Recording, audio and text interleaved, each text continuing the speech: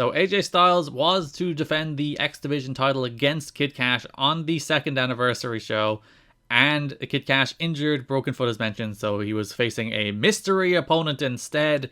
There were multiple teasers through the show. Who could have possibly known who it was, even though it was narrated by Jeff Hardy? Yeah, but like if you're there in the building, you probably didn't know. Yeah. And if you didn't know that it was Jeff Hardy, you might not have picked up on the voice that it was Jeff Hardy. It was kind of robotic.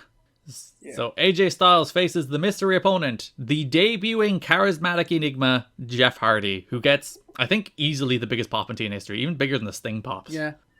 There's a lot of... Well, because we knew about Sting, you know? We didn't know Jeff was happening. So you got the nice surprise when Jeff Hardy's name appeared on the screen. He came out, you had the green lasers, the crowd went absolutely bonkers. Like, absolutely bonkers for Jeff Hardy. This is one of those, one of the few Asylum era moments that I knew. The Hardy debut? I had seen this before, yeah. I had seen the Hardy debut before. Had you seen the match or just the debut? I had seen the match. Oh, maybe highlights. Whatever was on the...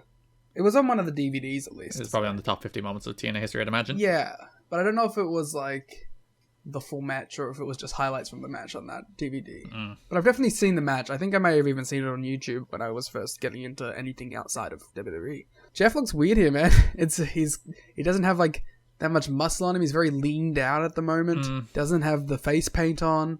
Like, this wasn't even, like, a particularly good match, but, like, the sheer novelty of AJ Styles versus Jeff Hardy plus the crowd response, they didn't, like, do much. They only went about 7 minutes, and part of the reason they only went 7 minutes is Jeff is like, pals, I can't do a 15-minute match with AJ, make it 7. Yeah. I mean, I dug the match. I thought it was fun. And it was just cool to see Jeff there. It was cool to see Jeff in a 6-sided ring, you know? A lot of fun. But I imagine there is a story behind this. So yeah, the reason they kept it as a mystery instead of promoting Jeff Hardy in advance was that they were not 100% sure Jeff would be there. So they were like, we're going to make it a mystery opponent, and if he's not, we'll have a backup plan, and if he is, it's Jeff Hardy, woo. And like, even then, he nearly missed his flight. I think he missed 2 flights on his first day with the company. Jarrett had to personally call him and ask him to catch the next available flight, and he got there just about in time. Listen, it worked out. It was fine. Don't worry about it. I'm a little worried about it.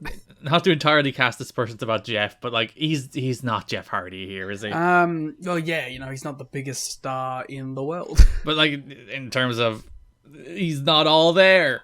Yes, that's quite evident there too. But he's still enough of Jeff Hardy to have a decent match with AJ, so they have that going for them.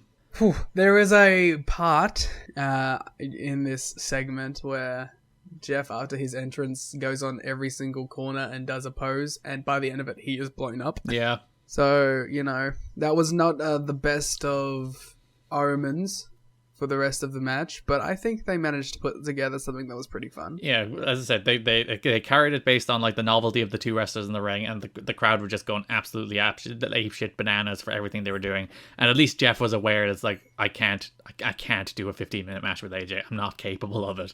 So they just went 7 in and out. We'll get there. Yeah, so did the match. Hardy hit the Whisper in the Wind. Crowd went nuts, but then Cash and Dallas ran in, causing a double DQ, no contest. Hardy and Styles ran off Cash, and Dallas as Hardy hit Dallas with the Swanton, and then Styles and Hardy had like a tense standoff where they weren't exactly pals. Well, yeah, AJ didn't exactly look happy about Jeff being there. Or perhaps the match he just had with Jeff, but listen. Well, he didn't look happy about it before the match even took place. That is like the problem with this era of Jeff, in that this company desperately needs stars. Like, so badly. And Jeff is probably the biggest current star in TNA history, excluding like Sting and Piper and Luger, who at this stage were bigger stars than Jeff. And Jeff is about the same level of star of some of them just in like wrestling history. But at this stage, he's a bigger star than Raven. He's probably a bigger star than Jarrett. And they need him. But they know 100%, beyond doubt, he's going to burn them. The question is when? And how long they can get before he does. But they need him, so he is back. He is around full time for about a year and a half. But yeah, it's the conundrum you put yourself in. So Garrett, you know how I mentioned that we would eventually get there with a 15-minute Jeff Hardy AJ singles match? Yeah. We do. 2021 Monday Night Raw. Oh no.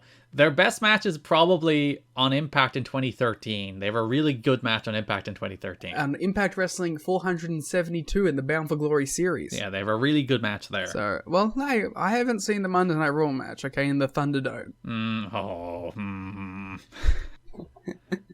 But, yeah, so... It doesn't seem like we ever got, like, a real big match between the two. No, they never had a major TNA pay-per-view match. They had a bunch of TV matches. And shit ton of house show matches. Yeah. But, yeah, no big pay-per-view match between the two, which is kind of interesting. You think that would be one that you could make some money on. Especially like 2010, you would have had Babyface Hardy, heel AJ. That seems like... I know they're building toward Immortal, where they're both in the same heel group. But even then, like, they spin that off into Fortune versus Immortal, where, again, you'd think... heel Hardy against Babyface AJ. At some stage you would have thought, let's put him on pay-per-view, wouldn't you? Yeah, well, Gary, if you were in the Township Auditorium in Columbia, South Carolina, you saw it, baby. They probably did a version of the match that they just did in this 2004 pay-per-view. Yeah, well, they did 10 of them.